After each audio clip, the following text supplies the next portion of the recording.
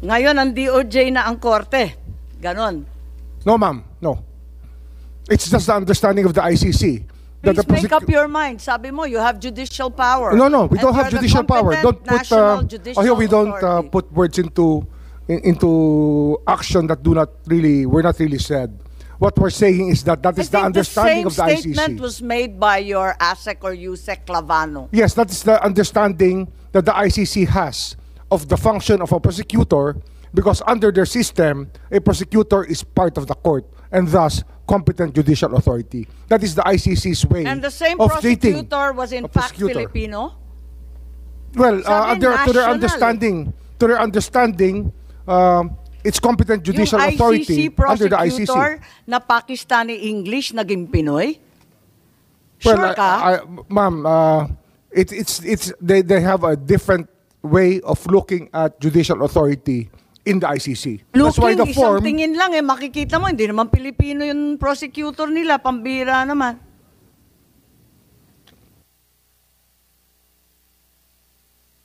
Madam Chair, I just would like to advise Ambassador Lacanilaw that, alam mo, kami dito, hindi kami nagsasite in contempt porque ayaw namin yung sagot mo. Hindi po namin ugali yan dito. Kaya huwag kang maglala, hindi kita cite in contempt. Hindi ako magmumosyon. Hindi ako magmumosyon na cite in contempt ka. Fair kami dito lumaban. Fair ang labanan dito. At hindi po kami mag-abuso sa aming power. Huwag kang maglala. Gusto ko lang. Kaya pinaulit-ulit ko. Kasi gusto ko lang talaga na magsabi ka ng totoo. Pero kung yun ang totoo as far as you are concerned, then okay lang sa akin yun. Sige lang. But hindi po kami abusado dito ha. Na ikakontempt ka kahit porque hindi ko gusto yung sagot mo. Thank you, Madam Chair. Maraming salamat, nagtitiisan tayo. Si ASEC Miko Clavano, sinabi nung March 13, ang naging role namin ay National Competent Judicial Authority to attest na lahat ng proper processes ay ginawa.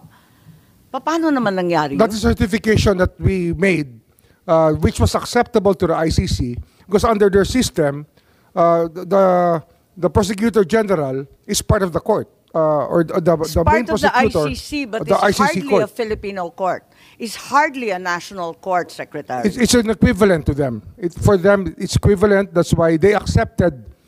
If they accepted the turnover of the Equivalent is not president, the same po. it's not the same. But it was acceptable to them because that's how their system works. Okay.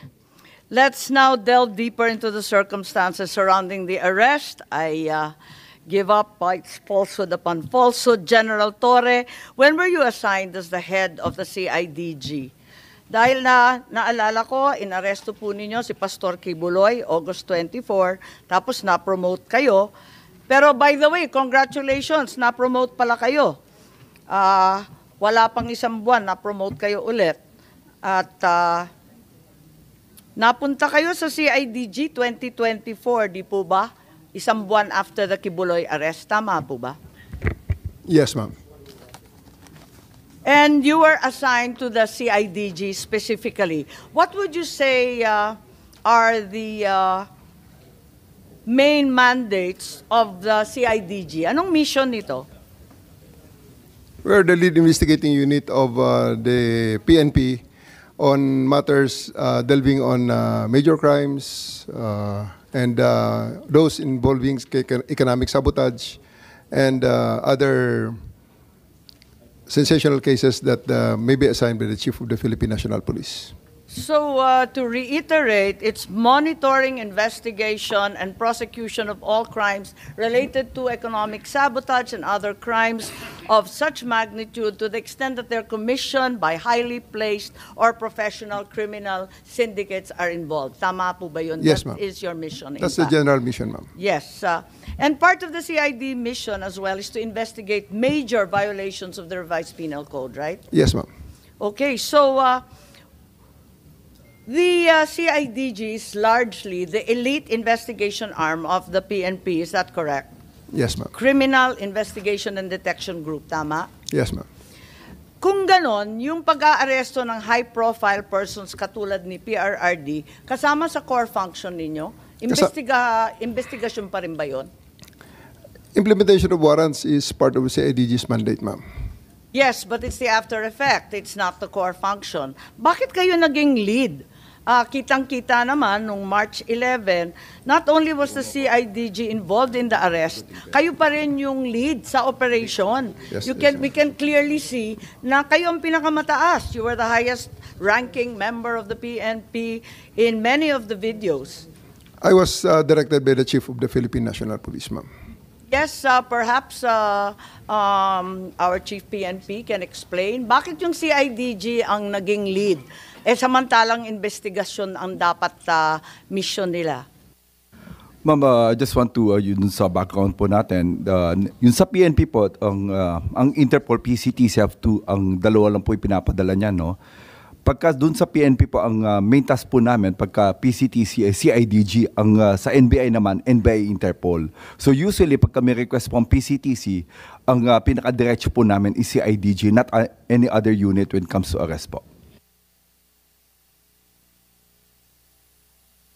Pero you had the choice, ano? Madam Chair. Hindi naman lagi CIDG nag-aaresto nitong mga high-profile personalities. Wala naman ako nakikitang CIDG sa TV pag nakikita yung iba't ibang krimen. Hindi naman lagi sila eh. Ma'am, when it comes to the request of the PCTC, ang tasking po is always sa CIDG po. Yun po yung ano natin sa Ang PCTC. binanggit ni Executive Director ay yung NBI. Wala siyang binanggit na CIDG. Ma'am, when it comes to the PNP, ang PNP po, ang automatic po namin, it's from me, I always task the CIDG po when it comes to Interpol matters po. So it's in fact your choice. General Torre is a trusted and competent general, and that's the reason you chose him. No, ma'am, that's for me, it's always the CIDG when it comes to yung mga national po ng, ano po, ng huli po. Yes, Senator Bato, please. Thank you, Madam Chair. General Marbel, kung si General Torre ang pinapa-operate mo doon, ibig bang sabihin na lahat ng actions niya, lahat ng ginawa niya ay sanction mo? Opo, it's under po ng Philippine National Police po yan. So lahat ng ginawa niya, sagot mo? Yes, sir, opo. Thank you. That's the chief PNP that I would like to believe. Whatever your people does or fail to do, sagot mo. Diba? Just want to clarify, no? Ang sinasabi po natin, all legal po. Ang sinasabi lang, we're just assisting po yung PCTC. That's reasonable po na ang request po is coming from PCTC I'm not po. referring to PCTC anymore. Yung sa kabuuhan ng operation. Dito po sa Philippine National Police, lahat po ng action ng Philippine National under po sa atin, it's all legal po. When it comes to illegal, meron naman po kami mga ginagawa po dyan. Hindi ko na sinabi illegal. Akin lang, basta yung ginawa ng tao mo, sagot mo. Dahil ikaw ang PNP, di ba? Dapat ganun. Yan man talagang kuhan natin. Trabaho natin. Sagot ko kayo lahat dahil you are carrying out my orders. Yes, sir. Tama po yan. Kasi ang mandate po ng CIDG is really to effect po yung mga warrants of arrest po. Okay, just for the record. Just for the record, Madam Chair. Thank you. Yes, maraming salamat. Palibhasa inassign nga ni Chief PNP si General Torre bilang lead ng pag-aaresto kay former President. Masasabi ba natin na yung aresto ni PRRD ay CIDG operation? It's a PCTC operation, ma'am, requested to the Philippine National Police. Pero kayo ang lead. So ikaw ang masasabi natin. Kitang-kita naman doon sa video, kayo nagmamando, sangkatutak yung pulis, pero kayo yung pinakamatasang rango. Pagkatapos, talagang CIDG operation ang labas. Tama ba yun? Sa level, ma'am, ng implementation ng orders, pagbigay ng mission, that is led by me, supported by the other units of the Philippine National Police, as directed by the Chief of the Philippine National Police. That's right, but I did not see any other higher-ranking generals than you. You were the only one there. You were clearly the one leading the pack and determining what would happen next. Baka hindi lang siguro, ma'am, na nakikita ang ibang high-ranking officers doon sapagkat nakamix Sinabi mo nga, Nick, na you said that Oh, sir, ako ang pinakamataas dito. Yes, sir. I'm 2-star, di ba? Yes, sir. Oh, so you stick to that. Pero meron, sir, mga matataas na official Oh, dun, sir. pero ikaw, At sinabi together mo with me, lahat. sir, ah. Sino-sino na mas mataas sa'yo at nagmamando? Wala naman kasi kaming narinig. Ikaw lang ang nandun. Wala namang masama kung ikaw ang inassign. Eh di syempre, gagampanan mo, di ba?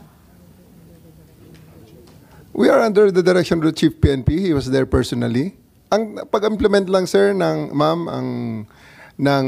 actual arrest ay ang aking ginawa, and I operated under that direction to ensure the proper service of the warrant, the observation of the law, protection of the arrested person, and ensuring his safe delivery Okay lang. sa kung saan man siya pinapadala sa akin. So ma'am. simple lang. Was it a CIDG operation? Yes or no lang po? Para No, maliwanag ma'am. That's a PNP operation. CIDG bahagi naman ng PNP, pero sa dinami-dami ng division, sa dinami-dami ng pangkat sa PNP, CIDG ang pinili ng Chief PNP na maglulunsad nito. Tama po ba? That is an operation, composite operation. That is an operation headed by a composite team of the PNP led by the director of the CIDG, ma'am. So, who gave the orders to The chief. have President Duterte transported to The Hague? Sino nagbigay sa'yo ng order? Sir, my order is to serve, the order that I received from the Chief of the Philippine National Police is to serve the warrant and ensure his delivery to the 250th Wing, to the team that will deliver him to The Hague. On the nuances of the higher authorities, I may not be privy to that information. Okay. Hanggang doon lang sa 250. Sino nagpadala sa kanya sa aeroplano? Nagpasakay sa aeroplano? The order for me, sir, is to deliver him to the team that will deliver him to The Hague. And Sinong team na yun? Na-establish naman natin, sir, that it is done by the Interpol. Interpol. Sinong Interpol doon? Sinong Interpol doon? Si Ambassador Lacanilaw? Siya, kanila o nag-order sa'yo na isakay sa aeroplano? Sir, I think we have already established. Yung order ko is for me to deliver him to the 250th Wing and deliver him to the team. Okay, at assist the nandun na team. siya sa 250th Wing. Ngayon, pinilit mo siyang ilabas. Nakita ko pa yung matanda, humawak sa lamisa. Ayaw siya magpadala sa'yo. Ayaw niyang sumakay sa aeroplano. Sino nag-order sa'yo na isakay siya sa aeroplano? Sino nag-order sa'yo? Can I defer the questions, sir? The answer to the questions to the SOJ, considering that I have a team you of are the PG one there. there. Wala si SOJ doon. Ikaw ang nagkarga sa kanya sa aeroplano. Kaya tinatanong kita, who gave you the order? Still, sir, I take my orders from the Chief of the Philippine National Police. So, Chief PNP, you give the order to have former President Duterte board the plane? Ma'am, I think that from the very beginning, the DOJ's advice was sought on every step of the way. Yes, And sir. we gave the clearance to serve the warrant Yes, sir. of arrest. I am asking them because they are on the ground. Sila ang nag-implement doon. Kaya, Chief PNP, you give the order to the CIDG? The order of to the CID is really to assist the PCTC when it comes to arrest po. So, sino nagbigay ng order kay General Torre na ipasakay sa aeroplano? It's always the guidance that ang ano po namin is really to assist ang PCTC po. Kaya nga, PCTC. PCTC Were you the kayo? one who ordered the boarding of President Duterte sa aeroplano? Yes. General Alcantara, please. Mr. Senator, Madam Chair, I've said from time to time that my mandate is to coordinate our law enforcement agencies to comply with the requirement of the Interpol. Correct. I believe you, sir. Coordination ka lang. Coordination ka lang. Pero sinabi ni General Marvel na ikaw daw nag-order sa kanya. That is the limit of my power. Yeah. That's the But limit. according to General Marvel, ikaw daw nag-order sa and kanila that is- na isakay sa aeroplano si And that Pangulong is the Duterte. limit also of my authority. That's my mandate.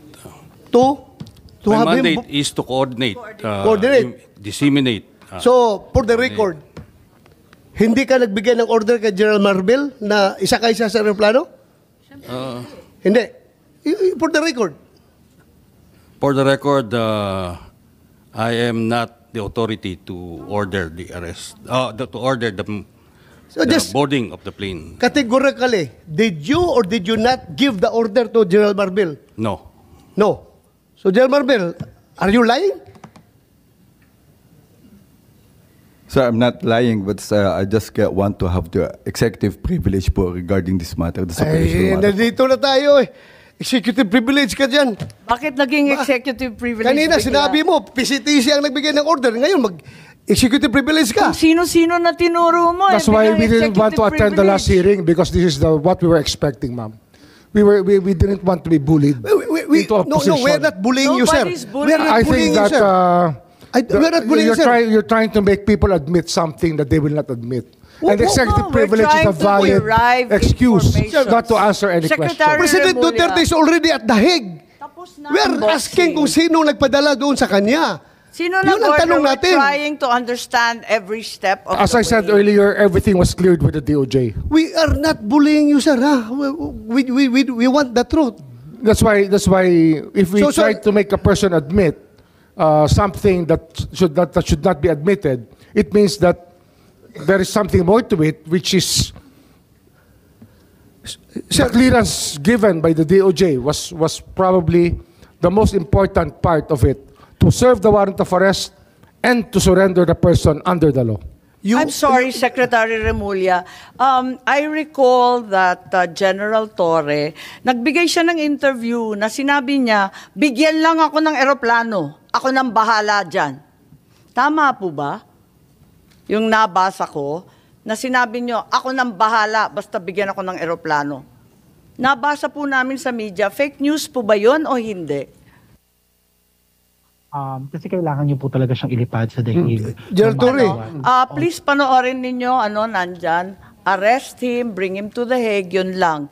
Pakita lang. So paano po General binabasa Torre. inyo ni PNP Chief Marbil na how did he say that to you? Na no matter what, we need to fly the former president to the Hague and we need to implement the ICC arrest warrant. Arrest him and bring him to the Hague.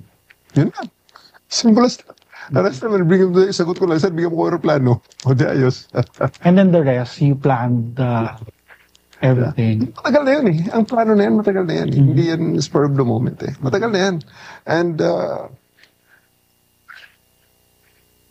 nagkataon lang na talagang yun, the opportunity arose. So Secretary Remulla, nagpa-interview na si General Torre. We're not bullying him. He voluntarily gave this interview. And like many of our countrymen, napanood namin. Sinabi niya na siya talaga. Paano ba yun? Sino nag-utos sa kanya? Ano nga yan, ma'am? Sabi ko nga, clear namin lahat yan. Kasi they were asked